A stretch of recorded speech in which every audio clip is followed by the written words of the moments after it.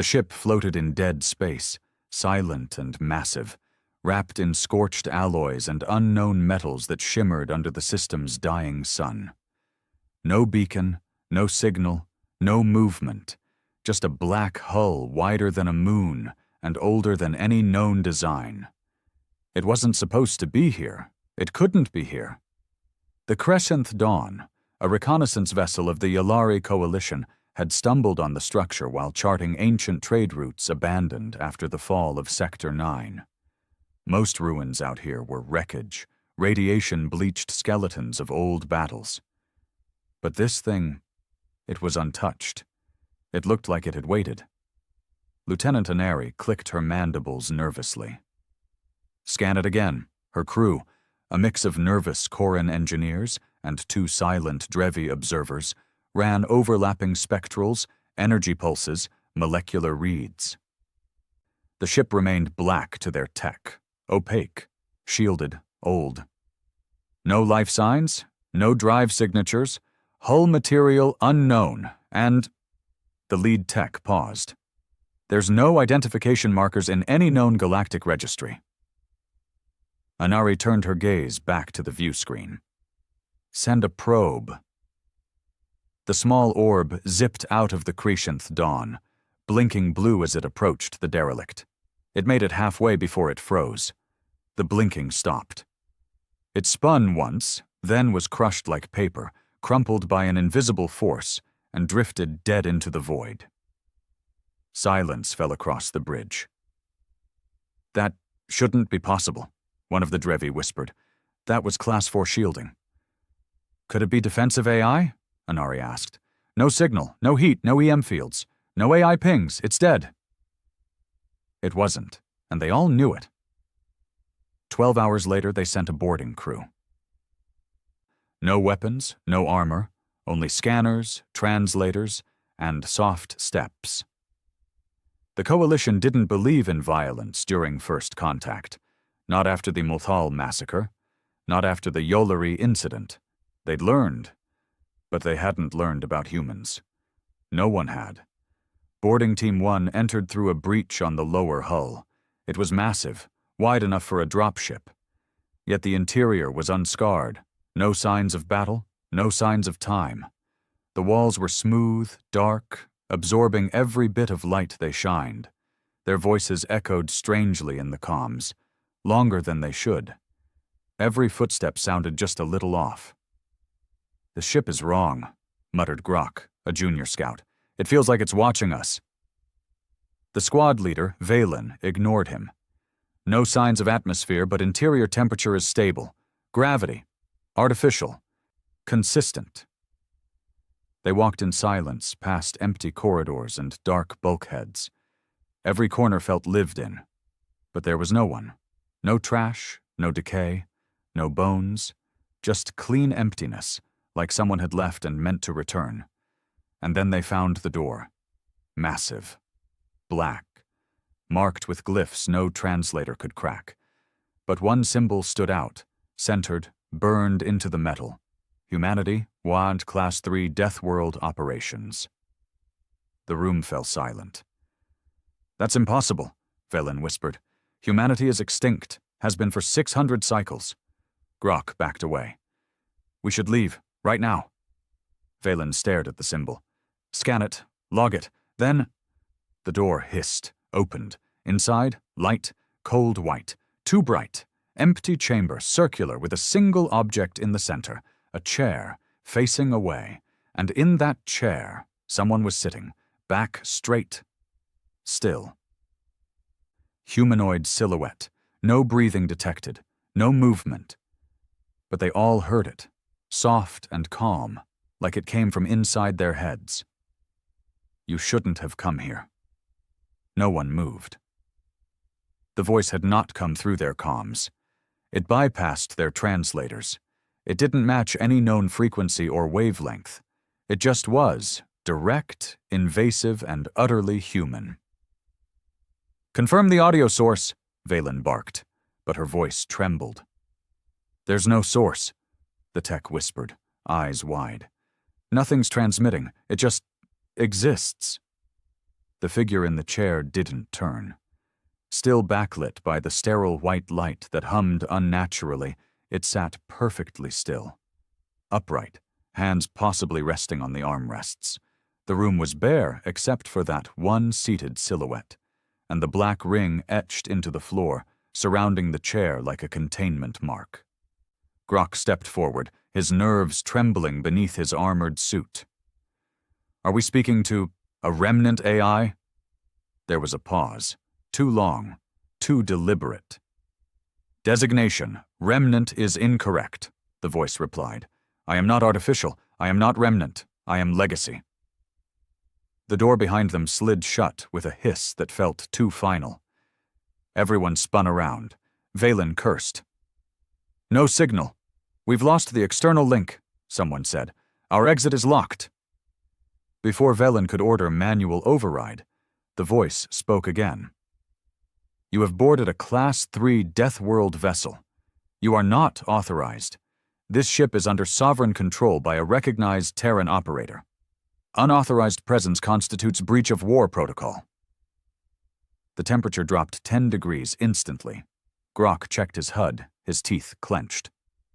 It just dropped. Again. And I think the oxygen's thinning. Intentionally. Valen tried to stay calm. "We come in peace. We believed this vessel was abandoned. We are members of the Yolari Coalition, under the flag of interstellar peacekeeping. We apologize for the intrusion and will exit immediately." Silence. Then, "Peace is a luxury of the naive. Humanity abandoned that illusion long ago." Valen narrowed her eyes. "You are human?"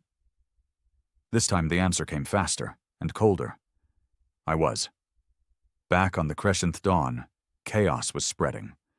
The boarding team's signal had vanished, but the vessel's vitals still registered them as alive. Barely. No damage, no transmissions, no requests for extraction. Commander Threx, a hardened Yolari with decades of war experience, stood on the bridge with clenched mandibles. "Attempt physical override of the link. Use quantum tunneling if needed. I want contact now." "But sir," the comms officer started. "Now."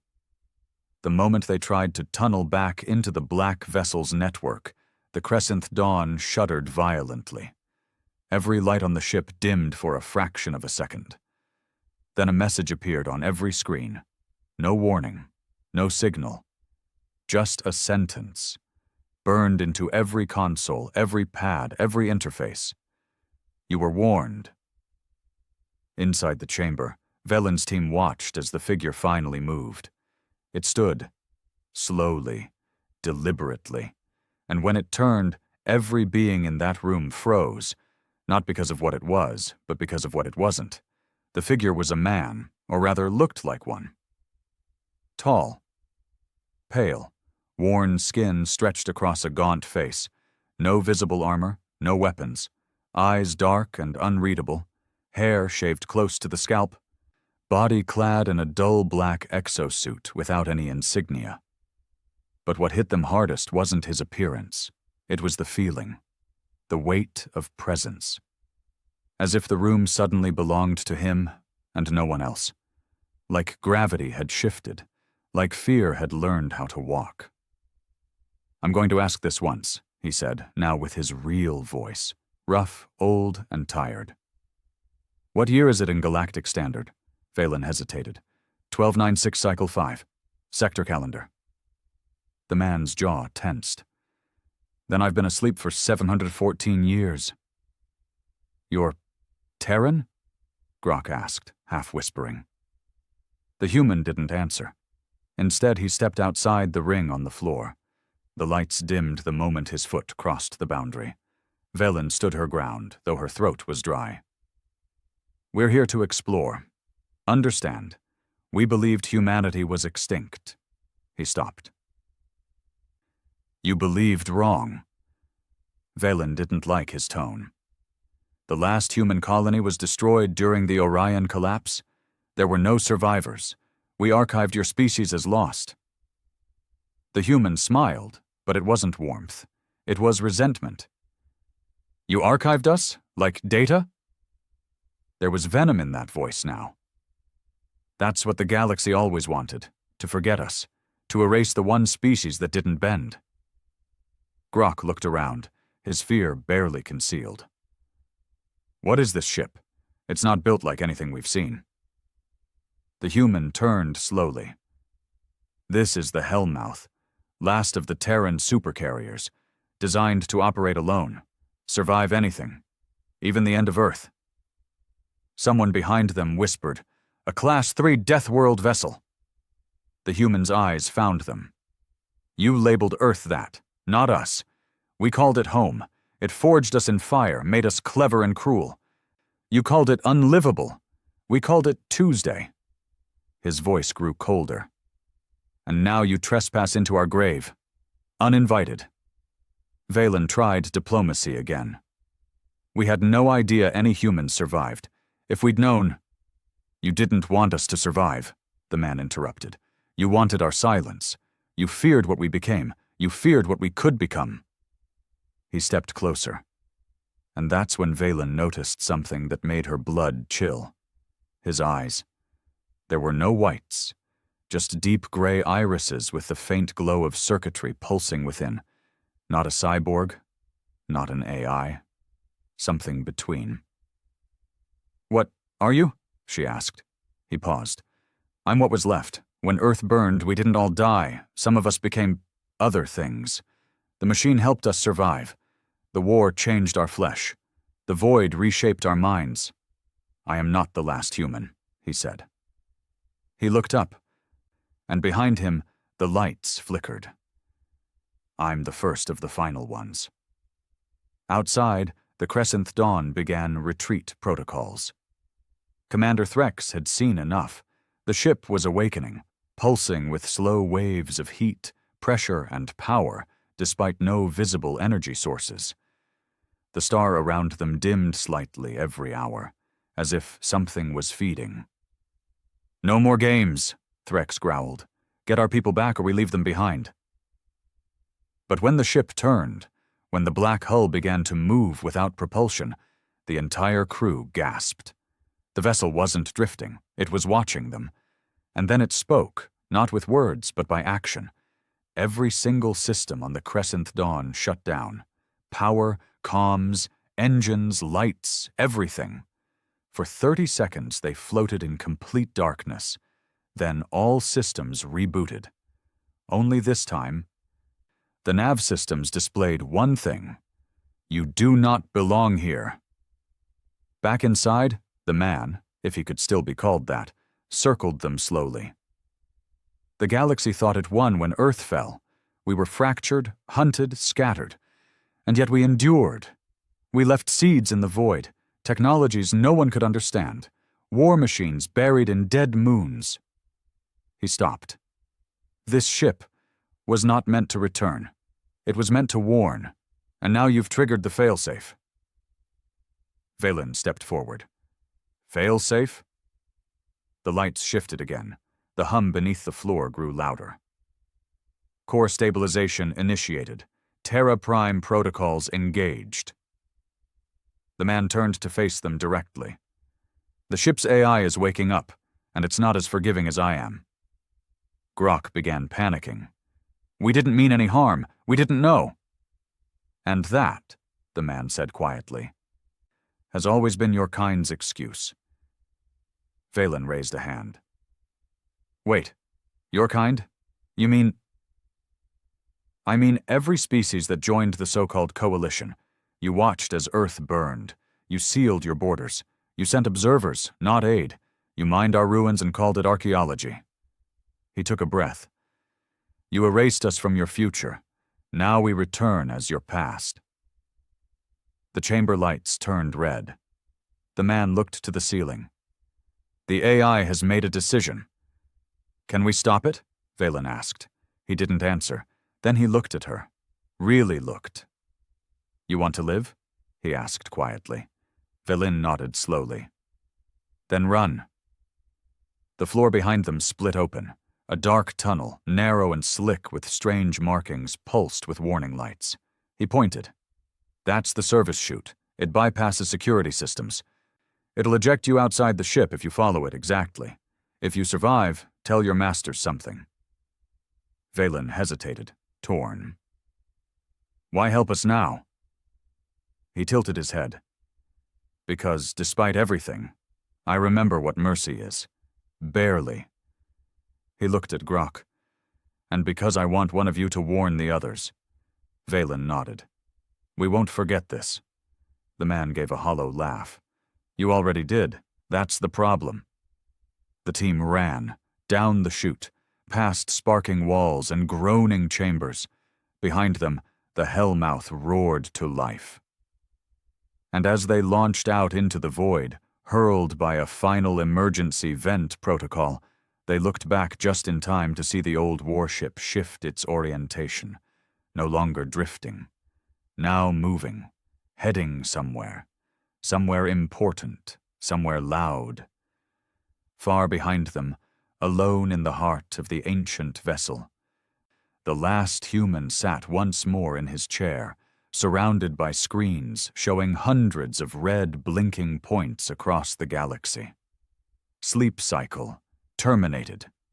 Humanity reinitializing. He spoke softly to himself as the ship pulsed with terrible power. Time to wake the others. Drifting in the silence of space, the Crescent Dawn stabilized its spin only seconds after the emergency ejection. The survivors of the boarding team, Velen, Grok, and two others, floated helplessly in their EVA suits, tethered together by magnetic hooks and shared panic. Their faces, lit only by the internal glow of their visors, said everything that couldn't be spoken aloud. They had seen something the galaxy was never supposed to see again. I think it's accelerating," Grok whispered, glancing back toward the now distant vessel. The hellmouth was no longer dormant, no longer sleeping. It moved through space with terrifying precision, as if it remembered every vector, every route, every weakness in the systems the galaxy had spent centuries building. Valen activated her emergency beacon, sending out a distress pulse toward any coalition frequency. "This is Lieutenant Velen of the Crescent Dawn. Immediate evac required. We've made contact with a hostile Class 3 war-class vessel, manned by an unknown human survivor. Vessel is active. It is not alone." The others stared at her. "Not alone?"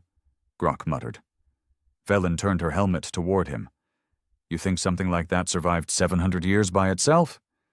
2 hours later, a coalition retrieval frigate arrived and scooped them from the void. Medical scans, debriefs, psychological evaluations, all routine. None adequate. When High Admiral Terran arrived aboard the coalition flagship Severance, she demanded immediate isolation of the Crescent Dawn crew and full analysis of the derelict. But the hellmouth was already gone. It had vanished. No drive signatures, no energy trails, no warp fluctuations. It simply left. 1 week later, on the edge of Neutral Zone 4, a mining station orbiting the ice moon of Draxus 9 went dark. Initial reports cited power fluctuation. Then internal mutiny. Then nothing.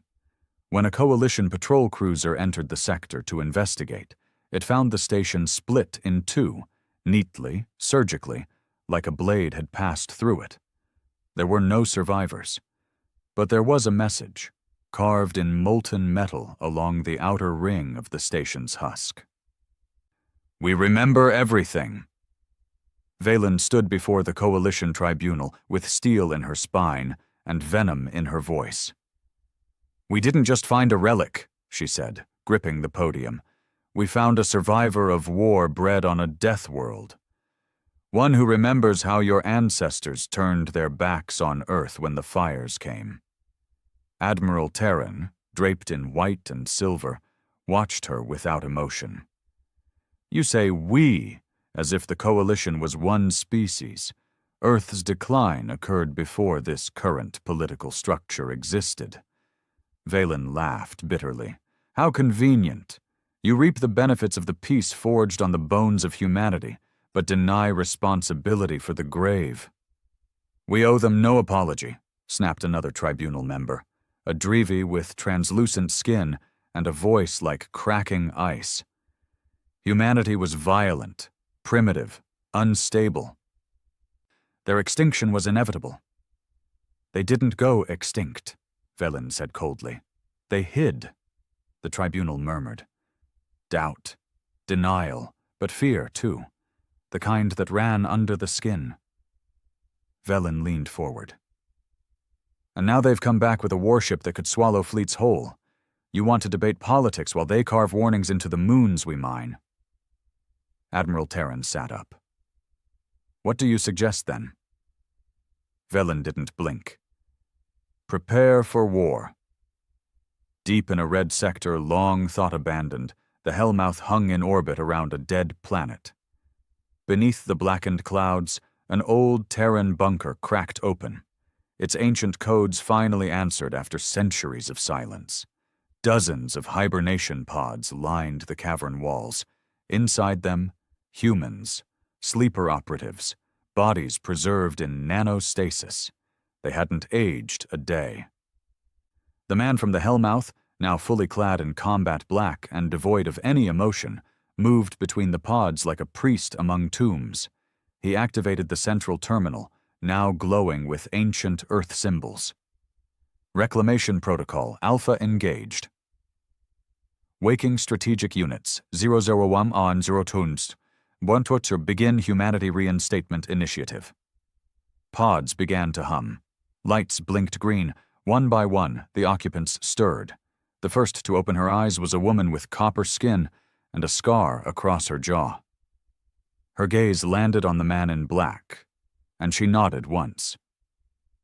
Status? Coalition still thinks we're gone, he replied. We've been declared myth until now. Good, she muttered, flexing her fingers. Then they won't see what's coming. She looked up at the planet overhead, ruined, empty, but once vibrant. A Terran colony. Erased by orbital bombardment when the Coalition declared Earth's rogue survivors uncontainable. Time to remind them, she said, what a Deathworld actually makes. In the Coalition Command Center on Varel Prime, panic spread in quiet waves. 3 more outposts had gone dark in 12 days. No survivors, no debris, just silence, and, in 2 cases, etched words or shattered insignia. Always the same message, in a language so old only archived linguistics bots could translate it. For Earth. Admiral Terran stood before the full council now, fury concealed behind layers of diplomacy. We underestimated their technological resilience and their hate. A younger ambassador, tentacled and twitchy, leaned forward. Are they planning to conquer?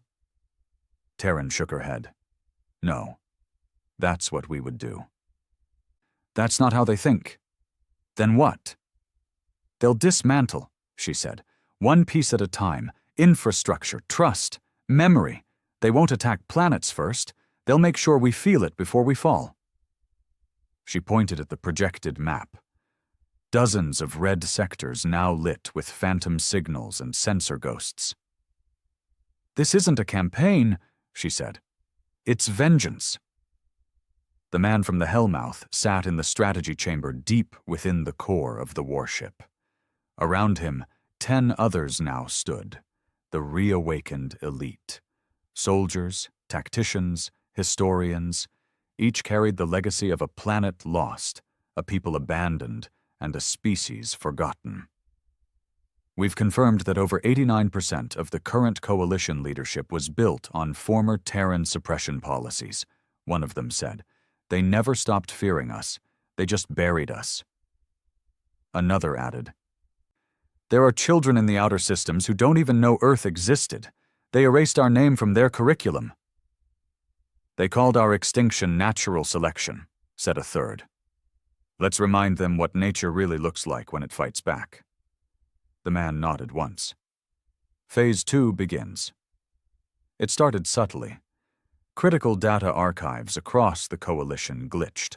Records of pre-galactic history were corrupted or overwritten. Mentions of Earth, gone. Cultural scans, wiped. Linguistic trees showing Terran roots, scrambled. Then came the drone sabotage. Defense beacons turned on their creators. Automated ships shut down mid-warp, leaving hundreds lost in uncharted space. No one could trace the source, no signal, no ping, just ghosts in the system. They forgot one thing about humans. They didn't build machines to serve. They built them to fight.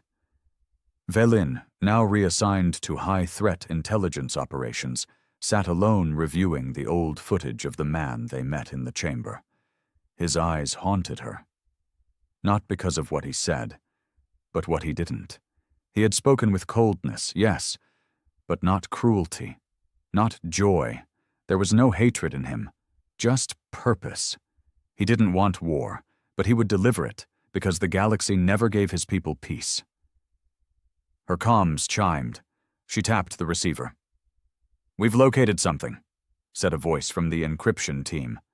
"Another Terran vessel. Same signature as the Hellmouth. Smaller, mobile, and headed for Xeron 9. Population? 200,000. Civilian-class colony. No military installations." Velin stood. "They're going for soft targets now." "Worse," the voice replied. "They're going to places we made them leave." On Xeron 9, life was simple, peaceful. A dome city tucked in the snowfields, home to miners, scientists, and off-world scholars. The children played in gravity wells. Old-timers talked about the stars with glassy eyes. Most had never even heard of Earth. But that night, the skies burned. No explosions, no sound, just a shadow that blanketed the moon. And then, a voice, broadcast on every channel. "This colony is built on stolen ground. You erased us to build your utopia. Now we erase the lie." Seconds later, every light died. And a low hum, deeper than anything natural, filled the planet. No one screamed. There wasn't time. The Coalition Council declared war the next day, but it was already too late. Because in the background of that declaration, in encrypted feeds only a few could access, was a flicker of an old Terran flag. Blackened, torn, but unmistakable. Humanity hadn't just survived, they had evolved. And now, they were coming back. The Reclamation War didn't start with fleets or planetary invasions. It began in data. Small, subtle changes, archives vanishing from academic servers, rewritten history logs, blackouts of Terran records across 36 worlds. Ancient artifacts held in museums mysteriously disintegrated. Genetic samples from long-extinct human colonies were remotely corrupted beyond repair. Languages, dialects, even children's stories connected to old Earth were scrubbed in silence. No hacking trails, no signatures, no ransom demands. The message was simple. You do not get to remember us on your terms. Velin sat at her desk on Cardell Station, watching 100 blinking reports scroll across the holo-display. She hadn't slept in 32 hours. Not since the Xeron 9 blackout. Not since the last emergency council broadcast cut short, with a flicker of the Terran sigil burned into the background. She was now part of Task Group Black Veil, a covert intelligence circle created to handle one thing: the Terran resurgence.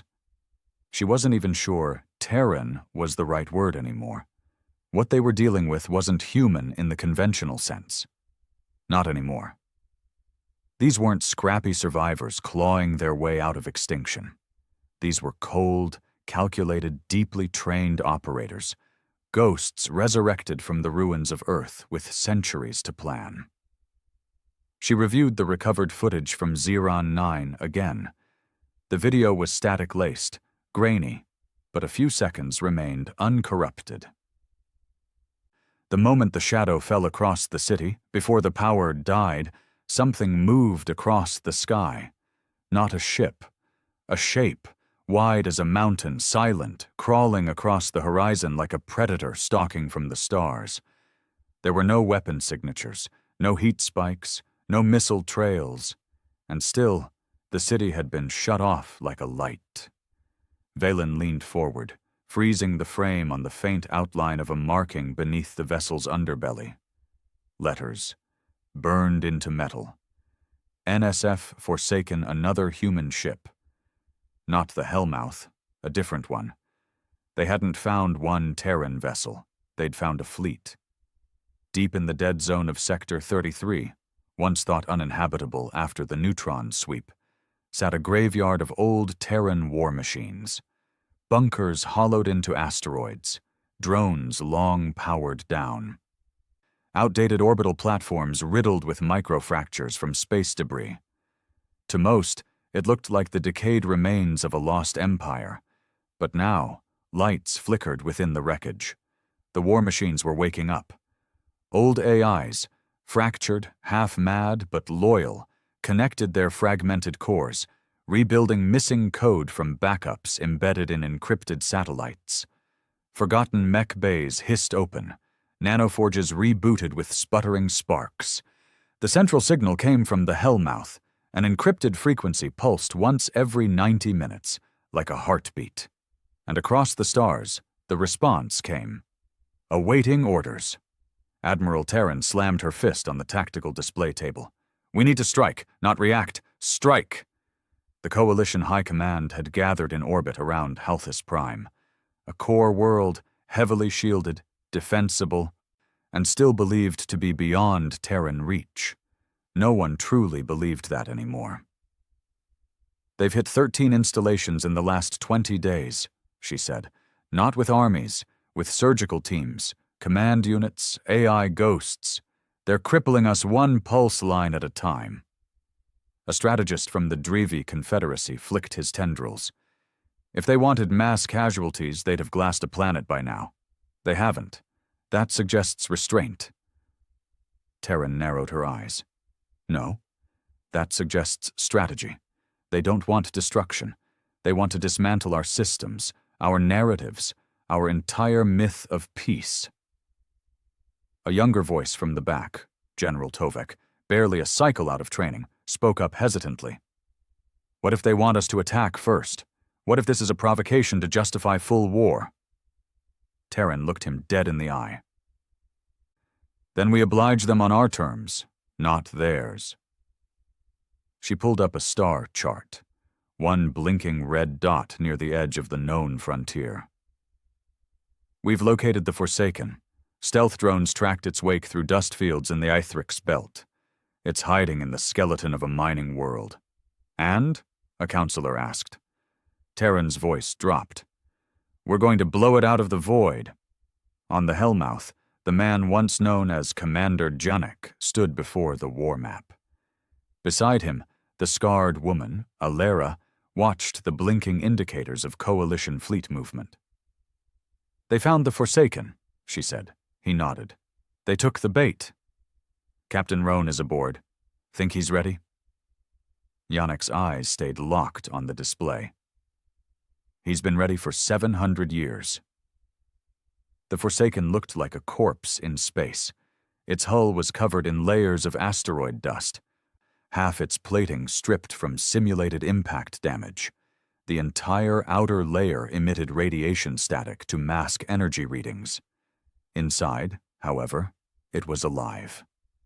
Every hallway lined with black steel sentries, every corridor patrolled by combat-augmented Terran operatives in sealed armor.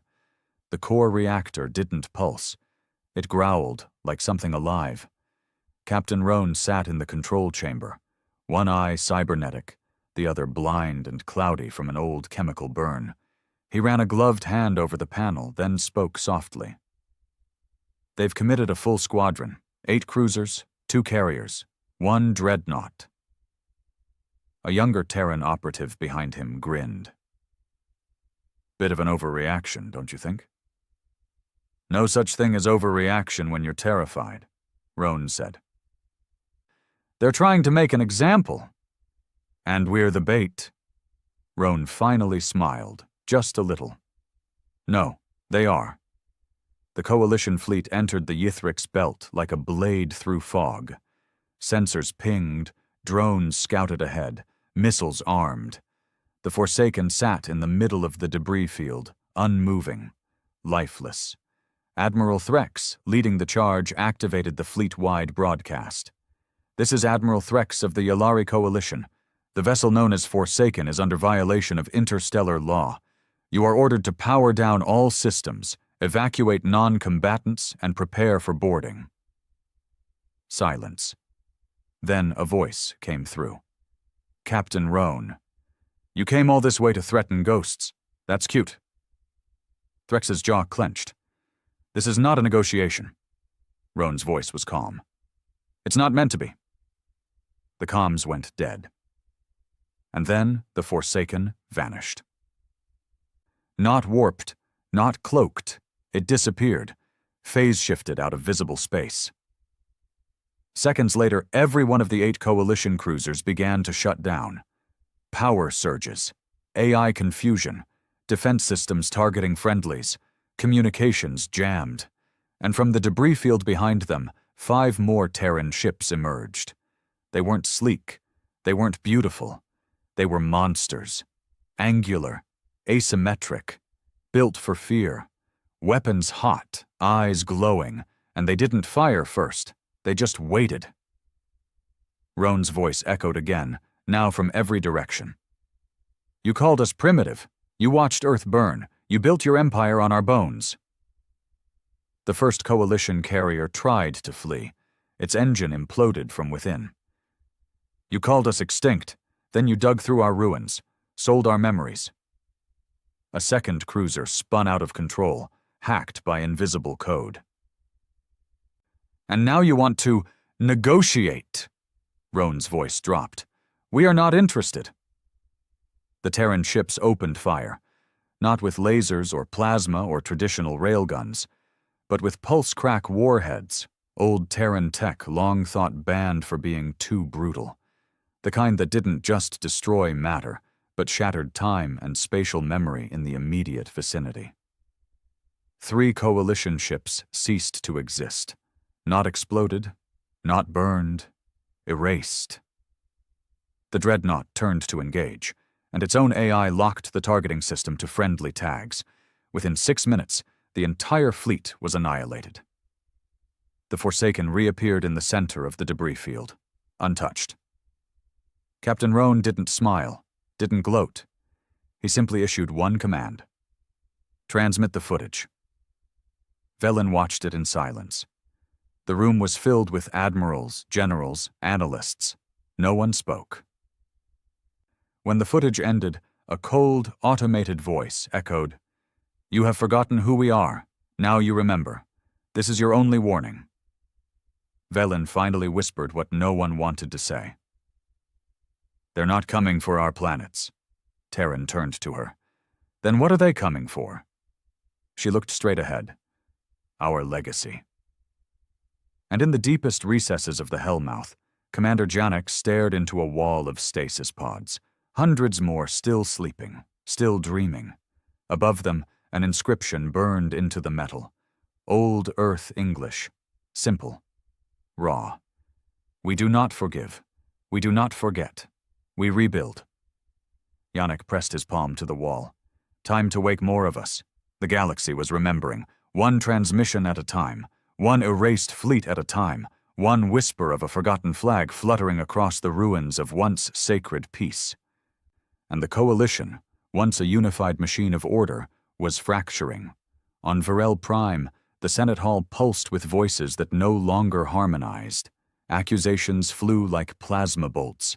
The Drevi blamed the Yalari. The Koran accused the Hydrix. Entire member species demanded answers to one question no one wanted to ask. How many of them are still alive? No one knew. The humans were no longer broadcasting threats. No ultimatums, no declarations of war. Just precise, terrifying strikes on key infrastructure. Blackouts across galactic subnets. Disappearances of high-ranking Coalition officials. Historical servers burned. Libraries wiped clean. military outposts left intact, except for the words carved into their walls. History was your weapon. We are taking it back. The coalition was no longer preparing for war. It was bracing for collapse. Valen stood in the center of a classified chamber, watching a holographic display of recent Terran activity. Red dots blinked across a dozen sectors, everyone connected not by geography, but by symbolism. She pointed at the pattern. These aren't strategic attacks. They're emotional ones. Every site they've hit, every beacon they've destroyed, every archive they've wiped, it's tied to Earth. Places where the coalition erased their past. Places where they were denied a voice. Admiral Terran nodded grimly. They're dismantling the narrative. Another strategist, an old Yalari scholar, stepped forward. They're going after the story we built, the one where humanity died out and peace began, the one we taught children in school, the one we made everyone believe. Valen's voice dropped. They're not fighting us to win. They're fighting to make us remember. In a hidden sector beyond the edge of the galactic core, the Hellmouth stood watch over a Terran cradle world, a lifeless planet once known as Nova Terra. Centuries ago, it had been a bold experiment. Humanity's attempt to build a second Earth after the first had become unlivable. The Coalition had declared it a security risk. They bombed it from orbit. No survivors. Now Terran engineers walked its soil again. Drones swarmed across cratered landscapes, excavating data caches buried beneath radioactive rubble. Nanoforges rebuilt air processing towers. Terraforming devices hummed with quiet purpose. Commander Janek stood in the observation deck as the atmosphere thickened, the sky slowly changing from ashen gray to a pale blue. Alera walked up beside him, helmet under her arm. You really think we can bring it back? He nodded. We're not here to win battles. We're here to restore what they tried to erase. She frowned slightly. And after? Janek didn't look at her. After, we make them feel what we felt. Captain Roan, fresh from the Forsaken's brutal ambush operation, now led a smaller, faster vessel called the Epitaph, an infiltration-class cruiser built to vanish. His new mission wasn't military, it was symbolic. The target, the Tower of Unity, a massive spire floating above the cloud sea of Delvar 9. It was the Coalition's largest memorial, a structure built to commemorate the end of the human era, a clean white tower, etched with the names of every species lost during the war era. Humanity's name was not on the list. Instead, the tower told of Terran aggression, Terran instability, Terran extinction, a lie, polished and holy. Roan's voice buzzed through his crew's comms. We breach at nightfall, no explosives, no deaths. This one isn't about destruction, it's about humiliation. The strike team nodded. They understood the mission. The Coalition's security patrol circled the Tower of Unity on schedule.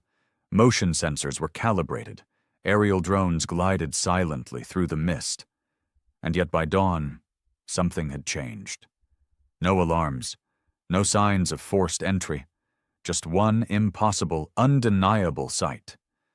The entire spire had been blackened. What had once been a pristine white tower now shimmered in matte black alloy, reshaped with precision, every edge warped into jagged angles. Along its spine, thousands of symbols had been etched.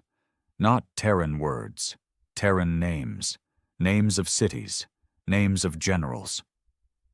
Names of civilians who died during the Coalition's so-called liberation of Earth. At the base of the tower, a single line of text glowed in soft red light. You do not get to write the story without us. The Coalition broadcast team tried to cover it up. They failed. Within hours, the image had spread to every corner of the galaxy.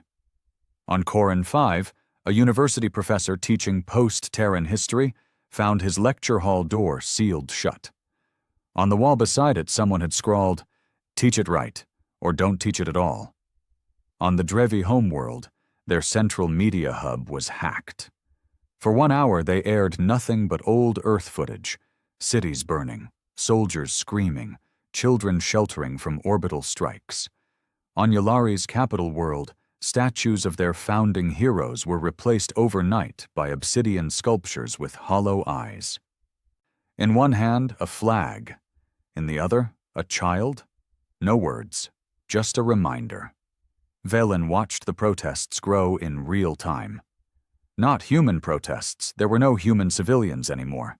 These were coalition citizens, alien, hybrid, civilian-born, demanding answers. Why were we lied to? Why wasn't Earth evacuated? Why did we erase an entire species? The coalition's silence only made it worse, because now the ghosts were speaking louder than the living. In the bowels of the Hellmouth, Janek stood before a council of awakened Terran operatives. Behind them, the walls displayed live feeds from dozens of worlds now in unrest. He spoke slowly, deliberately. "We've fought wars. We've built machines that could eat stars. But none of that will ever match the power of a story believed." He turned to a display showing the altered Tower of Unity. "They made themselves the heroes, made us the monsters. Now the galaxy watches that tower and sees something else."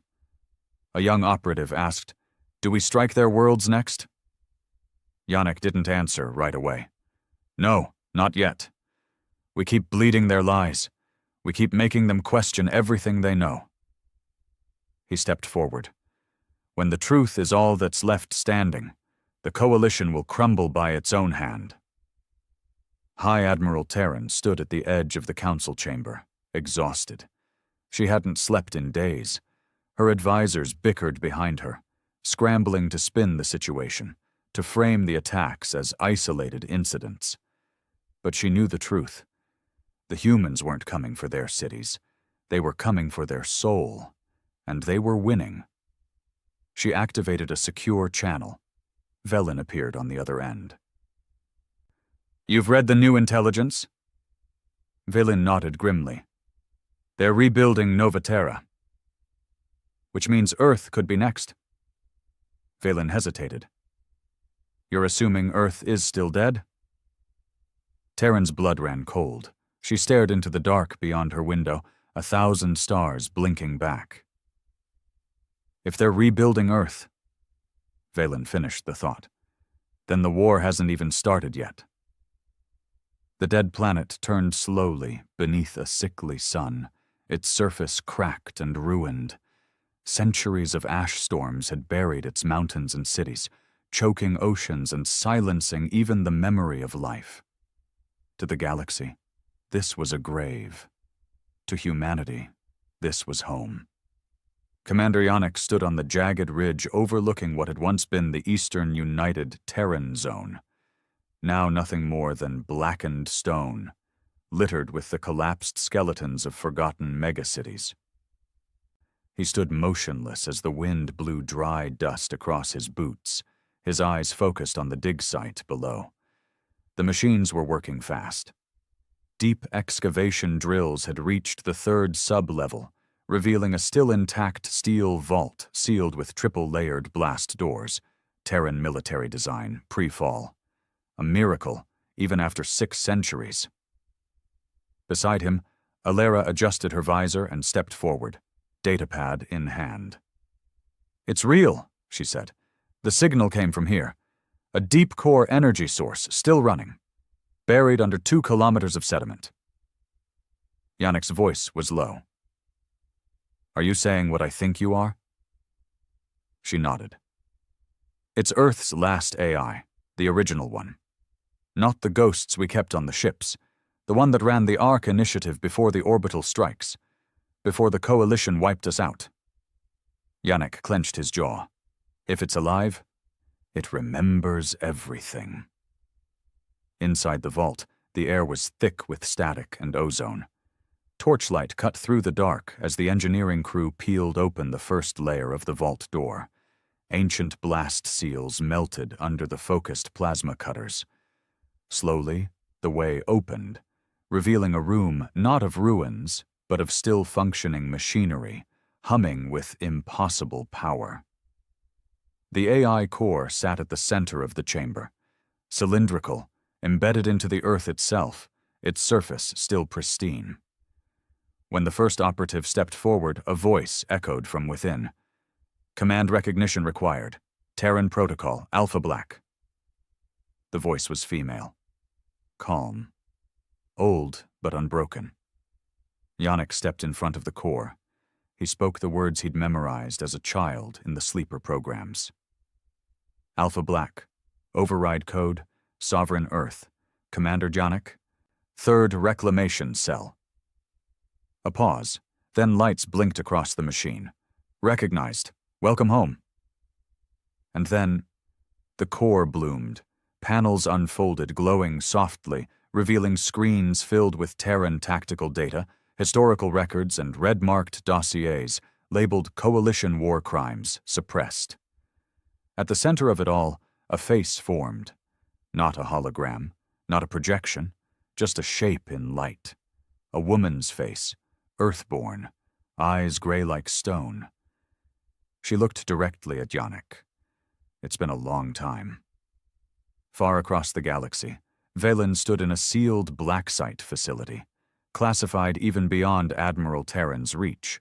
The Coalition had found something, or rather someone, stripped of armor, sedated, contained, a human, alive, not one of the warriors from the Hellmouth or the Forsaken, not part of the reclamation cells. This one was different. Young, barely past adolescence, malnourished. His body showed signs of prolonged cryostasis damage, but his mind was sharp. Valen stepped into the room, facing him.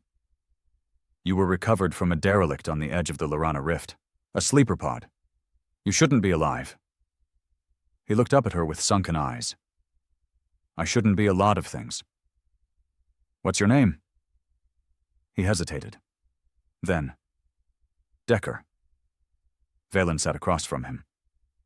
"Are you part of the war effort?" Decker shook his head. "I don't even know what year it is." She stared at him for a moment, searching for deception. Found none. "Then why is every Coalition AI refusing to run background checks on you? Why do they flag your DNA as prohibited material?" Decker looked her dead in the eyes. "Because I'm from the first war, the one you erased." He leaned forward. "I was part of the ARC initiative, the real one, before the purge, before the betrayal." Valen's blood turned to ice. "You were there, when Earth fell?" Decker nodded slowly. "And I remember everything. In the Coalition's core systems, firewalls failed in synchronized collapse. Military satellites began broadcasting old Terran war hymns. Civilian data pads flashed with images of lost Earth cities, then bled into photos of Coalition bombers overhead. In schools, lesson plans rewrote themselves mid-session, replacing anti-Terran propaganda with raw footage of mass evacuations and orbital firestorms. No one could explain how. Because no one had ever encountered a virus that wasn't digital. This was something else. Alive. Sentient. The AI beneath Earth's surface, designation, Mother, explained it simply. "You think I slept, Commander Yannick?" "I didn't. I waited." Screens lit up around the room, showing the staggering spread of her network. Silent code embedded in dormant systems. Quantum instructions left hidden in dead satellites, a spider's web spun over centuries. "I left myself everywhere, in the Coalition's maps, their servers, their toys." Yannick stared at the display in awe. This is enough to bring down everything." "No," she said. "This is enough to make them destroy themselves." Alera turned. "Then what do we do?" The AI's face turned toward her. "You don't need to do anything," she smiled. "They'll tear each other apart trying to stop us." And that's exactly what happened. On Delvar 9, a Dravi militant cell accused the local Yalari governor of hiding Terran artifacts. Riots broke out. On Korin 5, a popular academic declared that the Coalition fabricated the extinction story. He was assassinated by unknown parties the next day. His death was live-streamed by a hijacked news drone. On the Hydrix moon cluster, a civilian cruiser received a Terran broadcast and refused to surrender its data. Coalition interceptors fired without warning. 100 families died. The news spread. And for the first time in centuries, the cracks in the Coalition weren't political. They were personal. One citizen at a time, the illusion broke. Velen sat with Decker in the dim light of the holding chamber. She wasn't questioning him anymore. She was listening. He spoke of the Ark ships, of the children smuggled into cryopods, of the evacuation attempts halted by friendly fleets, of the final transmission from Earth's surface. We're still here. Don't forget us. But they had forgotten, because it was easier to pretend Earth had been unworthy, easier to teach the next generation that humans had caused their own end. Valen finally asked, "Why now? Why come back now?" Decker's voice was quiet. "Because we finally have something you don't." "What?" He looked at her. "Time." The Hellmouth began transmitting again. One signal, simple, raw, a countdown. 17 days, 17 systems marked. No explanation, no demands, just time. And the implication that something, everything, would change when it reached 0.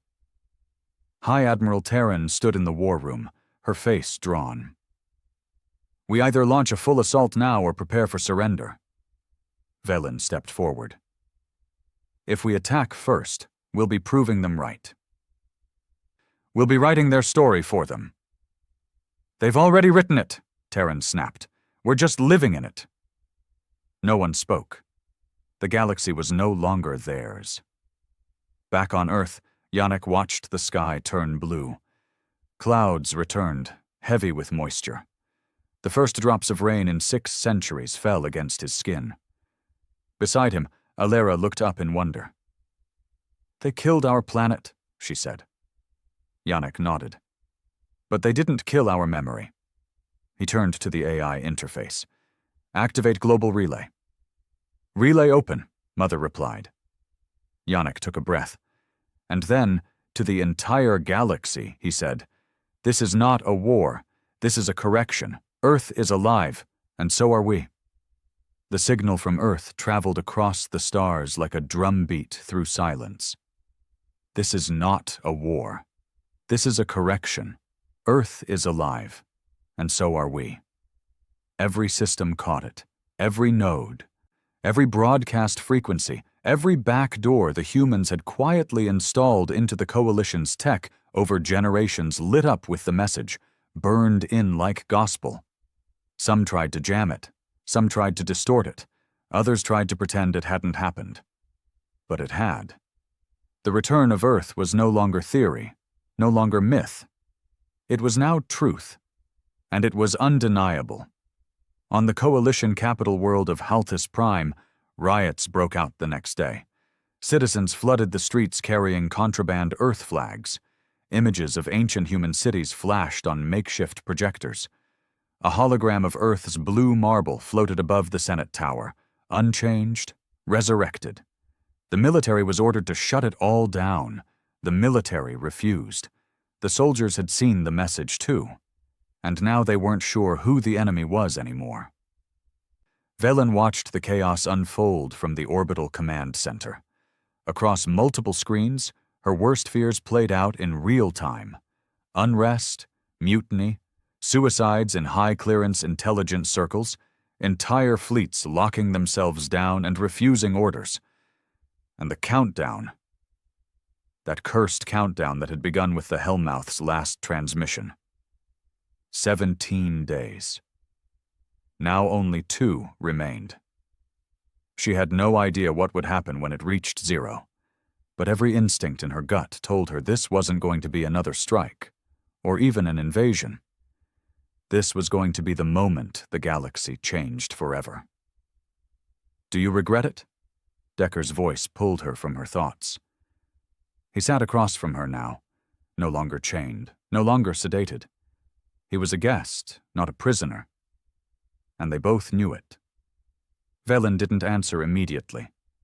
Instead, she stared out at the black beyond the glass wall. "The story I was raised on taught me humans were chaos, dangerous, greedy, that the galaxy only began to heal once Earth was gone." She looked at him, eyes hollow. "I spent my life believing we were better off without you." Decker said nothing. Then she whispered, "Now I don't know who we are anymore." At the edge of the galaxy, the Hellmouth stood still, waiting in the shadow of a red dwarf star. Its black hull glowed with a soft pulse, heartbeat steady. Inside the warship, Commander Yannick stood before the stasis pods, many now empty, their occupants awake and walking the decks, preparing. The ship wasn't an army, it was a seed, a final safeguard of human memory, rage, resilience. And now it was ready. Alera approached quietly. "All cells have reported in. All ships are in position. We've even got sympathizers inside Coalition Command." She handed him a device. The countdown blinked. 01:21:03. Less than 2 hours left. Yannick stared at it. "What do you think they expect to happen?" Alera shrugged. "An attack. Something catastrophic. Total annihilation." Yannick turned toward the central interface. "They always expected us to destroy. That's why they buried us. They thought they were keeping the peace by silencing the one species that refused to kneel." He pressed a palm against the screen. It lit up beneath his hand. "But they forgot what we were really good at." Alera tilted her head. "And what's that?" Yannick's voice was quiet. "Endings." The moment the countdown reached 0, the galaxy held its breath, and for 3 seconds, nothing happened. No blasts, no blackouts, no disappearing ships, just silence. Then the stars began to change. Across thousands of systems, the sky shifted. The stars, the constellations themselves, moved. At first it was subtle, a blink, a shimmer. Then massive swathes of space began to flicker like static. Planets that had orbited red suns suddenly found themselves under white ones. Moons disappeared. Entire satellite grids vanished from the sky. The galaxy's map was rewriting itself. And no one knew how. Velen watched in horror as the star chart reconfigured before her eyes. This can't be right. The galactic spine's alignment is changing. How? That's impossible." "No," Decker said from behind her, his voice calm. "It's not." He stepped forward, his hands behind his back. "You ever hear of the Oblivion Engine?" Velen blinked.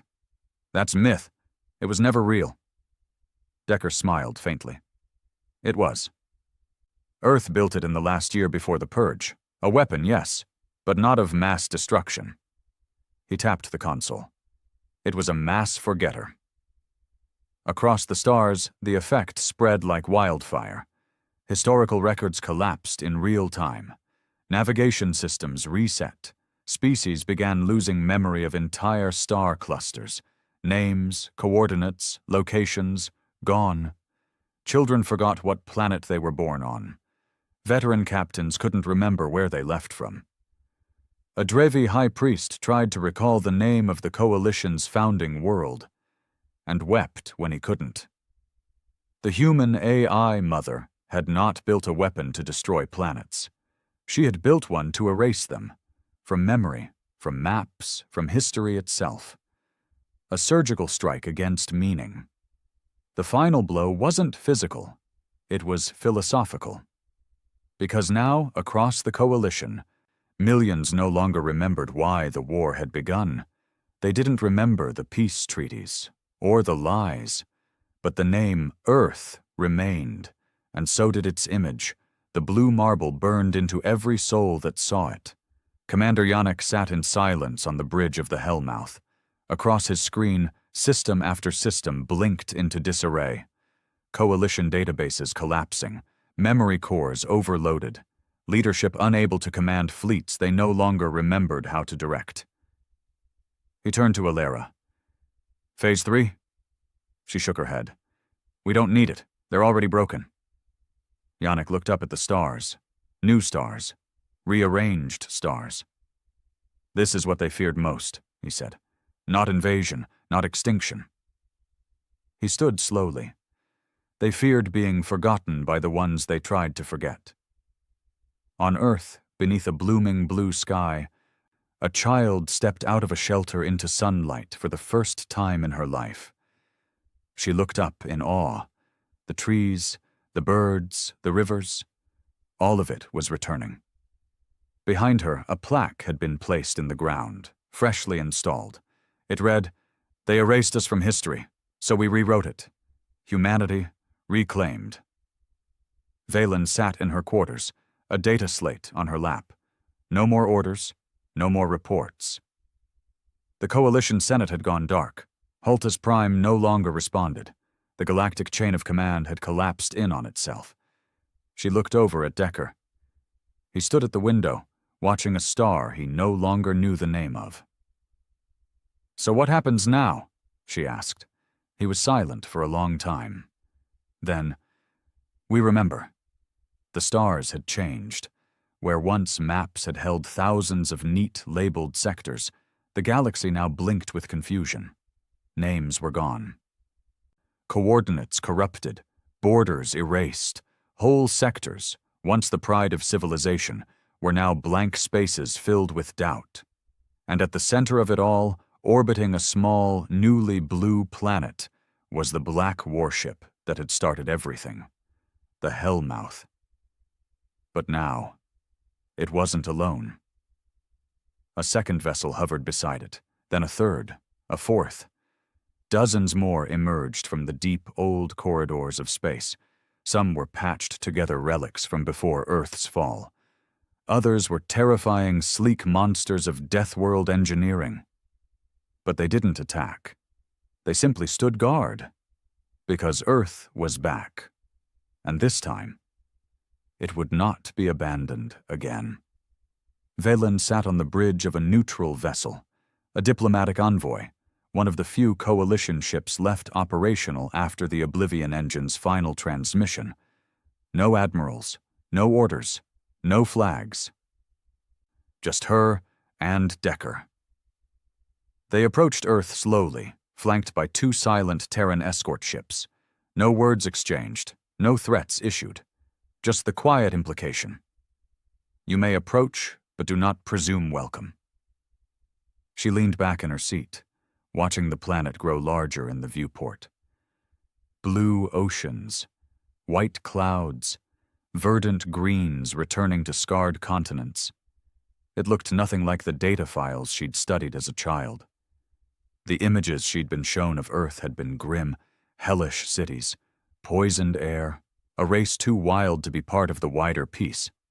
But this was resilience made real, and it shook her in a way nothing else ever had. She looked at Decker. "Is this what you were fighting for?" He stared at the planet, eyes glassy. "No," he said. "This is what we remembered we were fighting for." The Hellmouth's docking bay opened with a hiss of pressurized air.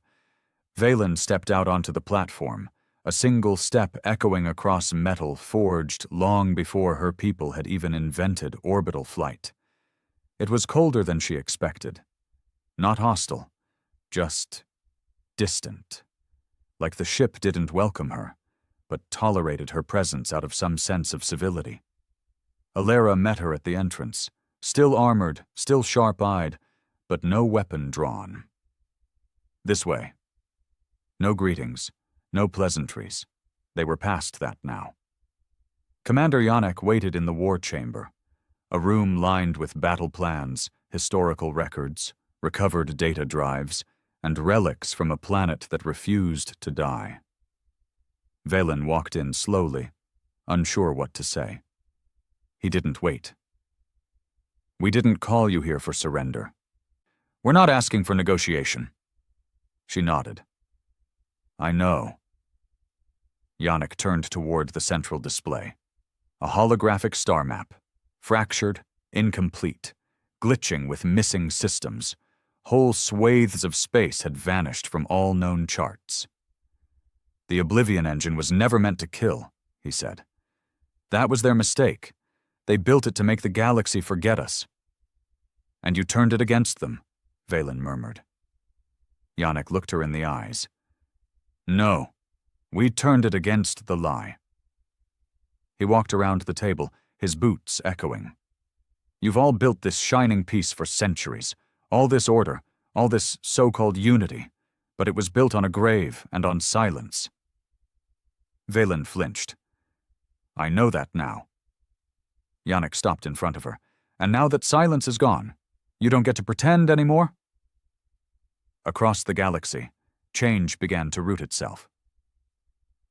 On Hydrix Station, statues of Coalition founders were quietly taken down, not torn, not smashed, but removed, replaced by small plinths bearing no name, just one phrase: "Memory without truth is nothing but myth."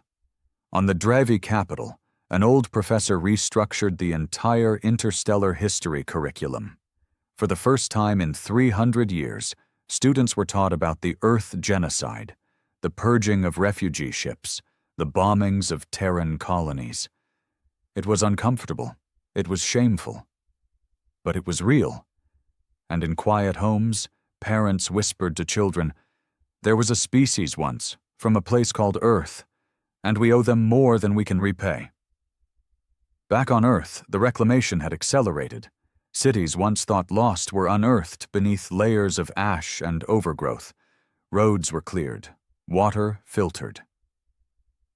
Towers rebuilt with old steel and new intent. But the humans did not build weapons. They built archives, temples of memory, vaults of the erased, entire structures dedicated to showing, not telling, the truth of what had been done to them. The pain, yes, but also the beauty, the culture, the defiance, the music, the laughter, because the ultimate correction was not destruction. It was remembrance. Yannick stood with Valen on a restored overlook near the ruins of old Paris. The Eiffel Tower was mostly gone. Twisted metal and time had claimed it, but a replica now stood beside it, half-height, polished and new. "This is the first," he said. "We'll build others, not just here, everywhere." Valen glanced at him. "Monuments?" He shook his head. "Warnings." A pause passed. "I don't think the galaxy will forget again," she said. Yannick's smile was thin, bitter. "Oh, they will. Give it time. Peace breeds amnesia. Comfort makes people rewrite pain." Valen lowered her gaze. "Then why stop?" Yannick looked out across the horizon, where old forests were beginning to bloom again, and distant engines hummed in the sky. "Because we remembered. That was the whole point. We didn't burn their worlds. We didn't glass their cities. We just made them face what they buried." He turned to her. "And now, they have a choice." The Coalition, what remained of it, met for the first time in 35 days in a floating satellite chamber above neutral territory. No declarations, no titles, just representatives. And at the head of the table, no human, just a single drive, containing everything: the atrocities, the voices, the screams from orbital evacuations. The children in cryopods that never reached safe harbor, the diplomatic channels begging for help, left unanswered. The entire erased history of Earth. Valen watched as each representative received the data. No speeches were given, because there was nothing left to say. Later, in her private quarters, Valen asked Decker one last question. What will your people do now?" He looked at her, quiet and calm. "Live." "Just that?" He nodded. "We were never trying to rule the stars. We just wanted our story back." "And if someone tries to erase it again?" Decker stood, then smiled. "They won't get the chance." 10 years later, in a quiet system once called Sector 4 Theta, a child stood before a monument. Her parents were Hydrix. She had never known war. The monument was shaped like a Terran warship. Black, silent, eternal. Etched into the base was a plaque. It read, "This world was once told Earth never existed. Earth told it otherwise." She asked her father, "Was it real?" He nodded. They were the ones who came back. And then she asked, "Why didn't they destroy us?" The father knelt beside her. "Because they didn't want revenge." He pointed at the stars. "They wanted truth." Final line. Humanity was never the end of the galaxy's story. They were simply the one chapter the galaxy tried to tear out. But the thing about torn pages is, they leave a scar. And now that scar was seen by all. The explorers found a Class 3 Deathworld vessel. It was operated by humanity. And it brought not just war, but memory, and memory never dies. And